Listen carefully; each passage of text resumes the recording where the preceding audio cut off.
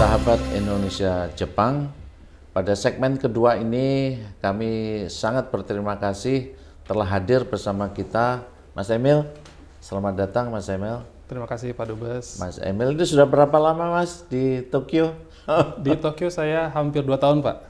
Jadi sudah mengenal ininya ya 2 tahun, masih berapa lama lagi nih Mas? Penugasannya biasanya sampai 5 tahun nih Mas? Oh enggak Pak. Kalau kami kebetulan di Jepang itu tergantung kebutuhan saja Pak.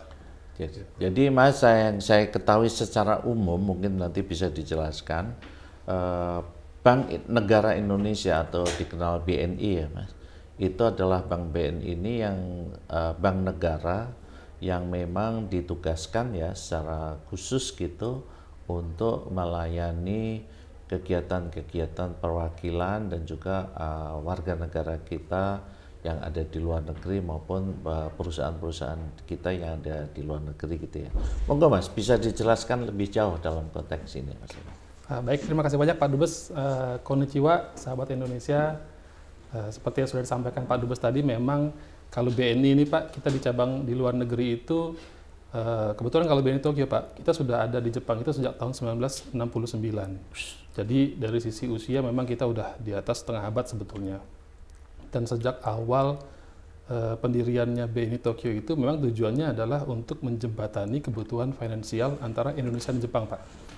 Jadi fokus kita itu, satu, kita itu mendukung apabila ada investor Jepang yang ingin ke Indonesia. Atau apabila ada entitas usaha dari Indonesia yang ingin ekspansi ke Jepang. Baik dari sisi pembiayaan maupun dari sisi perdagangan atau trade. Kemudian kita juga mensupport warga negara Indonesia yang ada di Jepang. Jadi di Jepang ini kita juga banyak membantu, diantaranya misalnya kita memberikan layanan remitansi, supaya orang-orang Indonesia di Jepang ini kalau mau kirim uang ke Indonesia, ke keluarganya, itu menggunakan jalur keuangan yang resmi Pak, dan aman. Kita juga bantu membukakan rekening untuk mereka supaya mereka memiliki layanan keuangan yang resmi pula. Gitu, Pak. Jadi kalau kita ringkas dulu Mas ya, tadi melayani pengusaha Jepang yang mau ke Indonesia, investasi atau berdagang ke Indonesia. Yang kedua perusahaan Indonesia yang akan berdagang atau mendirikan usaha di Jepang. Kemudian untuk masyarakat secara umum adalah remittance ya Mas. Remittance. Terus apalagi Mas jasa lain yang bisa dinikmati oleh warga kita di Jepang? Selain produk keuangan, BNI juga banyak melakukan edukasi Pak kepada warga negara Indonesia yang ada di Jepang. Seperti yang Bapak sebut tadi itu, di Jepang ini kan banyak tenaga kerja seperti yang disebut sebagai kensusei atau juga pelajar. Nah, di sini kita sering bekerja sama juga dengan teman-teman KBRI Pak, dengan Bank Indonesia juga, atau kadang-kadang dengan OJK juga. Kita memberikan literasi keuangan Pak kepada mereka. Jadi memang kolaborasi bersama agar orang-orang Indonesia yang ada di manapun, termasuk di negara lain seperti di Jepang ini, melek keuangan Pak. Oke, Mas Emil, yang data imigrasi yang disampaikan ke KBRI oleh pihak Jepang per bulan Juni tahun 2020 yang lalu, penduduk Indonesia yang ada di Jepang kira-kira jumlahnya adalah sekitar 66.000 orang. Sekitar 7.000 itu adalah mahasiswa, terbesar adalah pemagang, kensose, 36.000 orang, dan sisanya selebihnya itu ya warga Indonesia yang lain, baik itu pekerja, sudah menjadi pegawai tetap di sini atau memang sudah berada di Indonesia dalam cukup waktu lama, Mas. Dalam kaitan dengan ini, Mas, apakah BNI juga memberikan misalkan produk-produk seperti rekening untuk simpan, menyimpan, atau untuk kecuali remittance tadi misalkan untuk kalau di Indonesia yang kita kenal sebagai debit card atau kredit card juga dan lain-lain seperti itu, Mas Emil. Baik Pak. Jadi kita juga paham kebutuhan dengan masyarakat Indonesia yang ada di Jepang. Khususnya seperti tadi Bapak sebutkan, ada pelajar, ada kensusei, dan memang pada saat mereka di Jepang itu nggak mudah juga untuk mereka berbank dengan bank lokal. Karena itu kami menawarkan produk tabungan Pak kepada mereka Pak. Tabungan itu sebetulnya ada 2, bisa tabungan di BNI Tokyo sendiri dalam arti dengan mata uang Japanese yen atau dengan mata uang US dollar, atau rupiah, karena kebetulan kami itu mendapatkan izin dari regulator setempat untuk membantu membuka rekening rupiah kepada masyarakat Indonesia yang ada di Jepang. Jadi rekeningnya di Indonesia Pak, tapi kita bantu pembukaannya di sini. Oke, jadi warga kita satu bisa membuka rekening dalam bentuk yen yang ada di sini. Ya. Tapi yang kedua juga bisa membuka rekening rupiah. Betul Bapak. Yang sebenarnya merupakan hanya pelayanan ya Pak, pembantu. Betul, ya, membantu dari cabang atau anak cabang yang ada di Jakarta begitu. Betul sekali Bapak. Dalam praktek manfaat dari itu mana Mas? Mana yang lebih dipilih atau menurut pendapatnya Mas Emil yang paling berguna buat masyarakat sendiri yang seperti apa Mas? Ya, kalau menurut pengalaman kita ya Pak, yang paling dipilih dan banyak berguna itu justru mungkin merupakan rekening yang rupiah tadi Pak, yang di Indonesia. Karena memang seperti yang Bapak sebutkan tadi, sebagian besar dari penduduk Indonesia yang ada di Jepang ini adalah pemagang Pak. Dan pemagang ini kan sifatnya sementara. Jadi mereka itu biasanya di sini 3 tahun, bisa perpanjang paling lama sampai 5 tahun, tapi kemudian akan kembali ke Indonesia. Nah, selama dia bekerja di sini kan dia dapat penghasilan Pak. Penghasilan ini memang kita selalu dalam literasi keuangan kita sampaikan ditabung. Kenapa? Karena kalau nggak ditabung nanti dia habis Pak. Sementara dia di sini itu hanya sementara. Nah, kalau kita bukakan rekening rupiah di Indonesia untuk ditabung, dia bisa kirimkan uangnya tersebut ke Indonesia. Jadi membantu juga devisa Indonesia sebetulnya Pak ya. Selain dia menabung Pak, dan bisa membantu untuk keluarganya yang ada di Indonesia juga. Jadi pada saat nanti dia pulang ke Indonesia itu tidak dengan kosong gitu loh Pak ya. Intinya sudah ada pegangan untuk kemudian dia memulai next step dari kehidupannya dia. Jadi kalau kita mempunyai rekening Indonesia, kita bisa mentransfer untuk rekening sahabat keluarga kita di Indonesia dengan tanpa bayar berarti Pak? Biayanya ada Pak, tapi kalau di BNI itu kita biayanya flat dan murah, sangat terjangkau sebetulnya. Dan kita ini punya bukan remittance loh Mas. Oh, misalkan dari rekening yang tadi, rekening Indonesia. Jadi saya terima gaji misalkan dalam bentuk yen ya, betul. Mas. Itu ditampung di rekening Jepangnya. Betul. Habis itu dari rekening Jepang ini ditransfer ke rekening Indonesia. Betul. Karena perusahaan Indonesia tidak akan bayar dalam bentuk rupiah kan kira-kira. Setelah masuk ke rupiah ini, kita mau transfer ke keluarga kita dimanapun gratis gitu Pak? Gratis Pak, karena di Indonesia, apalagi kalau rekeningnya sama-sama bank BNI, tentu nggak ada biayanya Pak. Nah caranya? Makanya kita apakah pakai kredit atau debit card atau apa? Jadi kita bukakan mobile banking atau internet banking. Oh jadi sudah ada layanan mobile banking BNI yang bisa mengoperasikan transfer dan lain-lain yang selama ini dilayani oleh remittance itu sebenarnya cukup melalui handphonenya gitu. Betul sekali Bapak. Jadi dengan handphonenya sebetulnya kalau sekarang itu dengan perbankan Pak, dengan menggunakan handphone mobile banking itu bisa dibilang apapun layanan keuangannya bisa dilakukan Pak. Mau bayar tagihan bisa, mau kirim uang tadi juga bisa. Bahkan sekarang itu kita bisa kirim tunai sebetulnya Pak dengan menggunakan layanan mobile banking. Jadi yang di Indonesia itu bisa terimanya, dia ngambil ke ATM, nggak perlu pakai kartu Pak. Dia bisa menggunakan layanan, istilahnya kalau di BNI itu kita namanya dikado, gitu layanannya. Jadi dia kita kasih kirim uang, terus uangnya itu bisa diambil ke ATM-nya BNI secara tunai. Nanti ada kodenya Pak, silakan masukkan ini, dia bisa keluar. Nggak perlu punya kartu dia gitu. Bagi pengambil sebenarnya tidak harus juga betul sekali. Punya rekening apa istilahnya Pak, langganan dari BNI gitu. Tapi dia bisa mengambil dengan kode yang diberikan pada waktu dikirim seperti itu. Betul sekali. Jadi saya kira ini informasi yang sangat penting buat warga sahabat Indonesia Jepang ini, bahwa tidak perlu repot-repot untuk urusan remittance itu pergi ke satu pemberi jasa gitulah, provider. Sebenarnya cukup sekali mempunyai rekening di BNI dengan mentransfer pendapatan bulanannya dalam bentuk rupiah kemudian ke rekening BNI itu, dari situ secara mandiri ya, dengan melalui handphonenya bisa mentransfer ke rekening keluarga yang ada di Indonesia, sehingga siapapun kalau kepada sesama BNI itu gratis gitu ya Mas. Dan kalau antar bank di Indonesia itu kena biaya yang ya tetapi tidak besar. Tidak besar Pak. Berapa itu kira-kira Mas? Itu seingat saya ya Pak ya, mungkin sekitar Rp6.000 kalau saya nggak salah ya Pak. Ya, sekitar Rp6.000 dan saya kira itu jauh lebih murah ketimbang setiap kali kita mengirim dana melalui remittance gitu ya, Mas. Betul Pak. Yang kemudian harus bertele dan tadi juga dijamin ini dengan adanya aplikasi melalui smartphone itu tidak tergantung jam, tidak tergantung waktu, dan karena memang ini sesungguhnya rekeningnya ada di Indonesia, itu juga semacam real time ya Mas? Real time, betul sekali. Real time.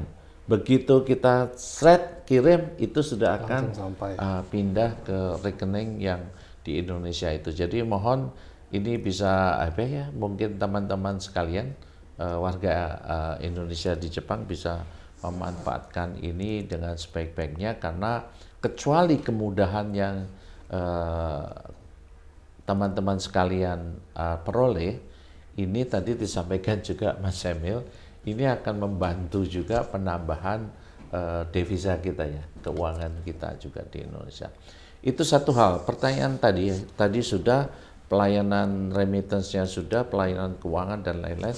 Bagaimana dengan apakah BNI di Tokyo ini juga memberikan pinjaman kepada baik itu personal maupun usaha, pinjaman yang berupa kredit konsumsi maupun pinjaman yang berupa untuk modal atau produksi.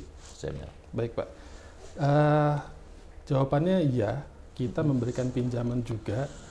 Sifatnya produktif Pak. Kalau pinjaman konsumtif memang kita belum.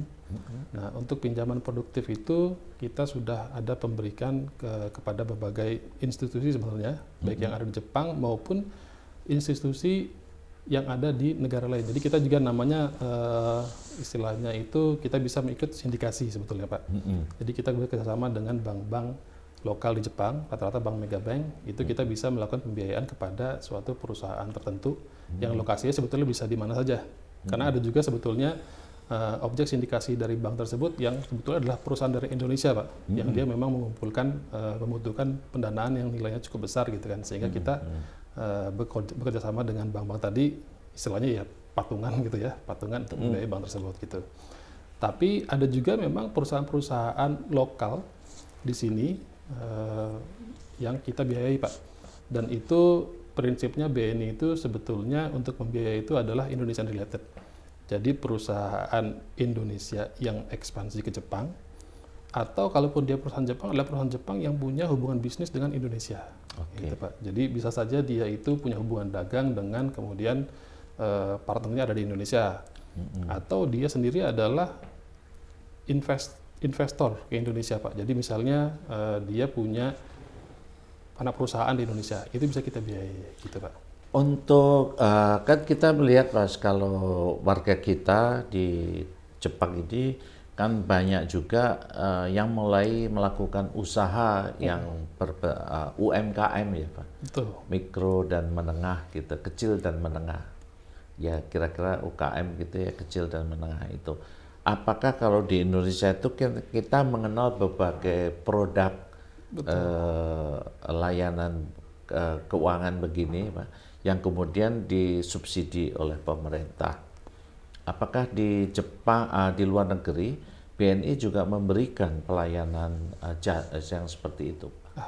Kalau sampai dengan saat ini memang belum Pak, karena seperti yang tadi Bapak sampaikan, misalnya adalah pembiayaan yang disubsidi oleh pemerintah. Itu pembiayaan dilakukan harus di Indonesia Pak. Jadi kalau seperti KUR gitu Pak, itu memang harus dilakukannya di Indonesia. Karena itu untuk di luar negeri ini, memang kita juga mengerti kalau di luar negeri ini juga ada pengusaha-pengusaha Indonesia, kayak tadi misalnya orang Indonesia yang sudah lama berada di Jepang, dia buka usaha di Jepang, mungkin dia juga butuh pembiayaan. Nah mungkin yang seperti ini harus kita diskusikan juga Pak dengan regulator, bagaimana cara bikin skema-skemanya gitu. Apakah skema seperti KUR itu kemudian bisa dikembangkan sampai ke luar negeri juga. dengan tujuan untuk memfasilitasi para pengusaha-pengusaha Indonesia yang ada di luar negeri tersebut gitu Pak. Oke.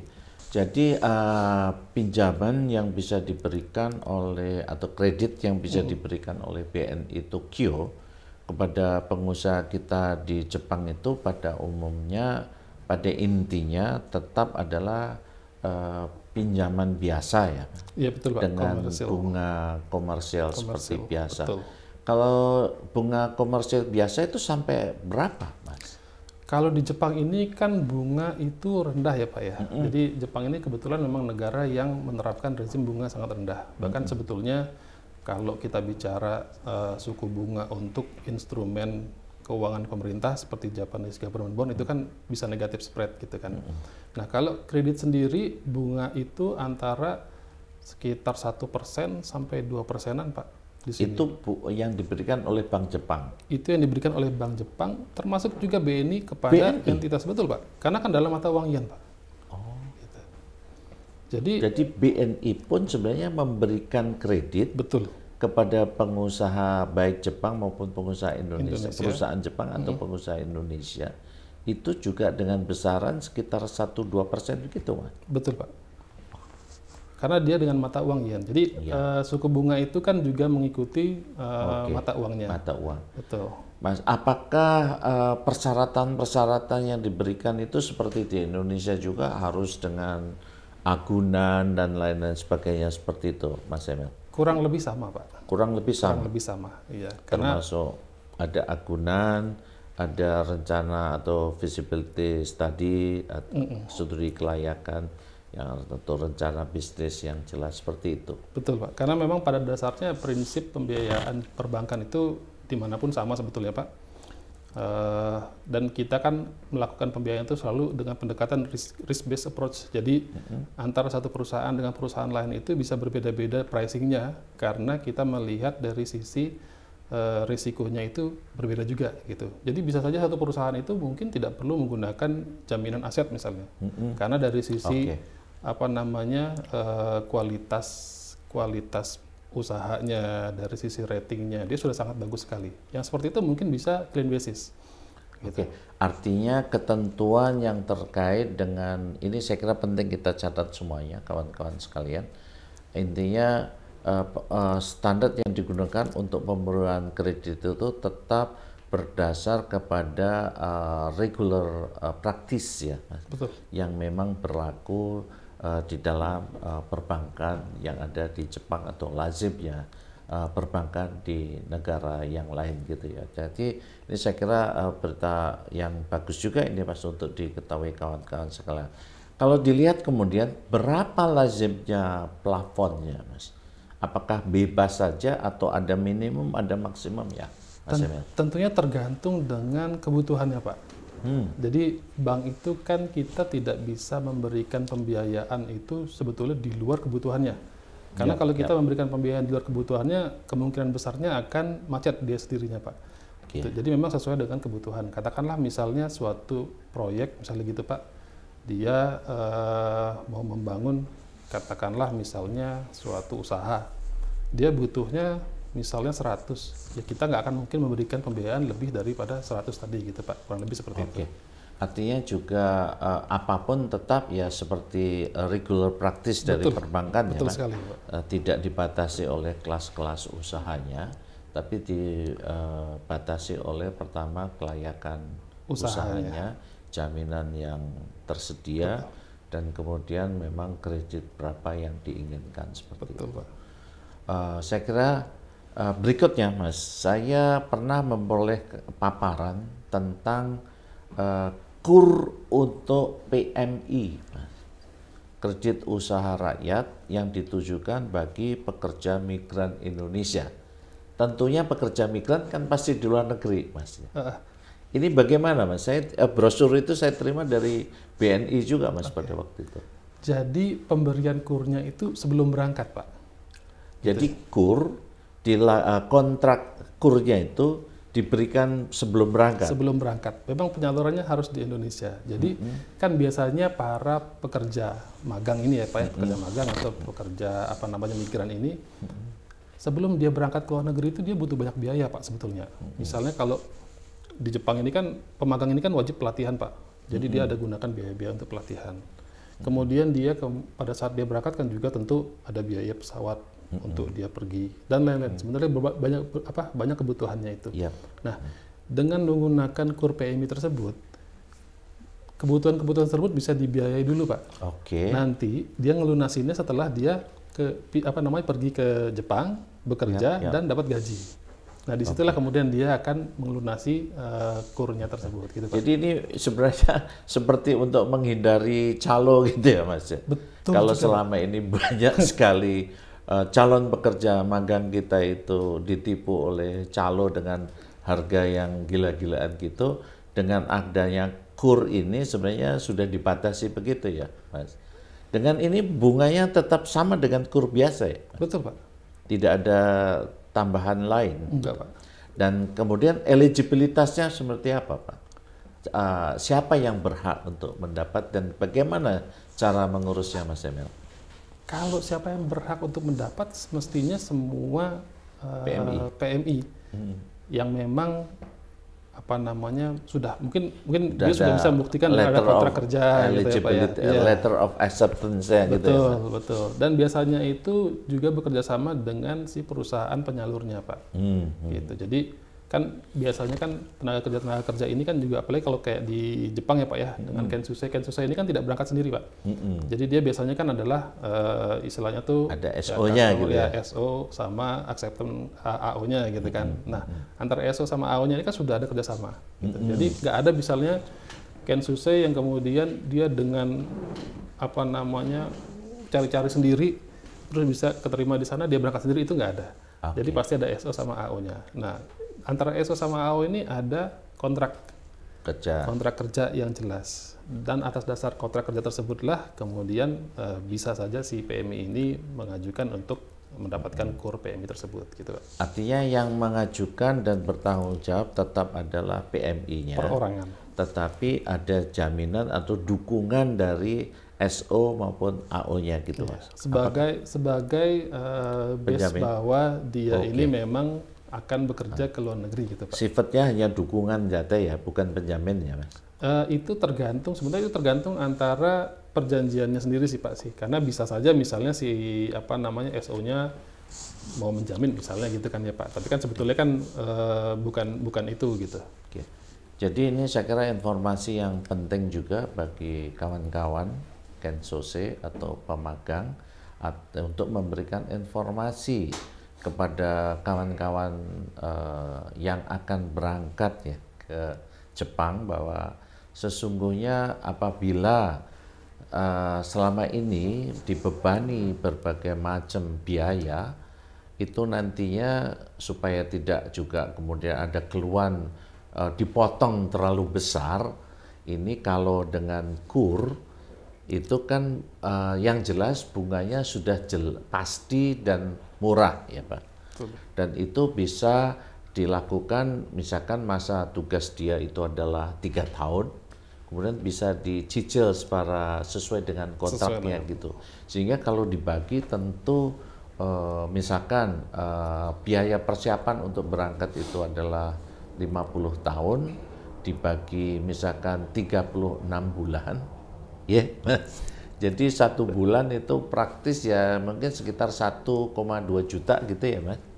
Atau kalau di yen kan gitu, cicilanan bulannya itu sekitar 10.000 yen. Sementara tentu para pekerja magang di Jepang memperoleh pendapatan yang jauh berlipat dari 10.000 gitu ya Mas. Jadi ini worth it lah untuk dicoba, didiskusikan dengan kawan-kawan sekalian.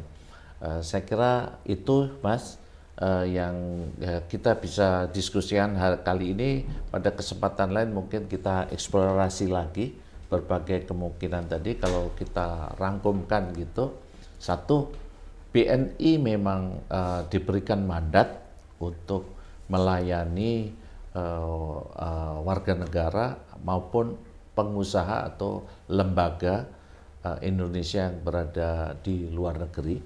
Untuk diketahui juga kawan-kawan ya sahabat Jepang di Indonesia di Jepang, bahwa KBRI pun itu seluruh stafnya menggunakan BNI, rekening dari menjadi nasabah dari BNI.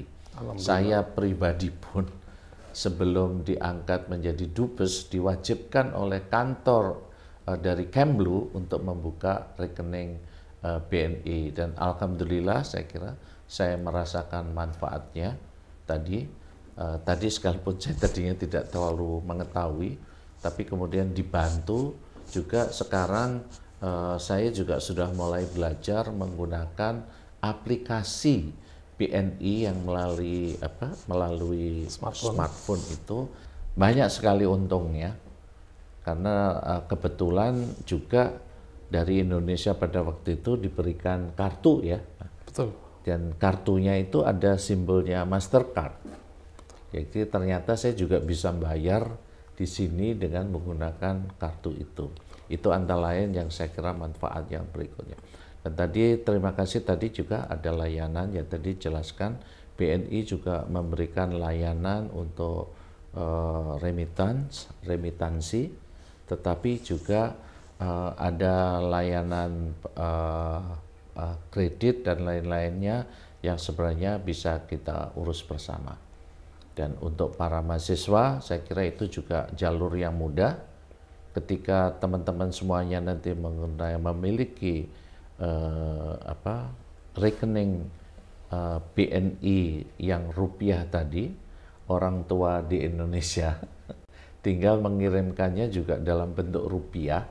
Dan dari pengalaman saya pribadi, beberapa kali saya belanja di toko cukup menggunakan kredit card yang ada, debit card yang ada dari Indonesia itu. Saya kira demikian pada kesempatan segmen kedua ini, sahabat Indonesia. Terima kasih. Mohon kalau ada saran dan masukan, ada pertanyaan lain yang ingin ditujukan baik kepada pimpinan atau Mas Emil yang menjadi kepala perwakilan BNI di Tokyo ini, maupun Pak Iman, Mas Iman yang menjadi kepala perwakilan BI di Tokyo, mohon bisa disampaikan kepada kami, bisa melalui WA, bisa melalui email dengan alamat KBRI yang ada di bawah ini. Demikian, terima kasih atas perhatian para sahabat Indonesia Jepang, dan sekali lagi apabila saya ada kesalahan, pada kesempatan saya mohon maaf, dan kurang lebihnya saya juga menyampaikan sekali lagi terima kasih. Wassalamualaikum warahmatullahi wabarakatuh. Waalaikumsalam warahmatullahi wabarakatuh.